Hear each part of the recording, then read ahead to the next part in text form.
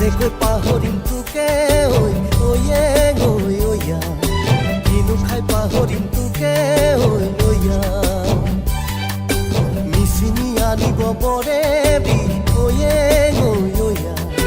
তাকে খাই পাহৰিম তোকে ঐ ঐয়া দুখৰে দিনতে ঐ কাষৰতে ৰৈ ঐ নিতম গাবি মোকে নিচুকাবলৈ শুনি শুনি টোপনি যাম তোৰে কোলাতে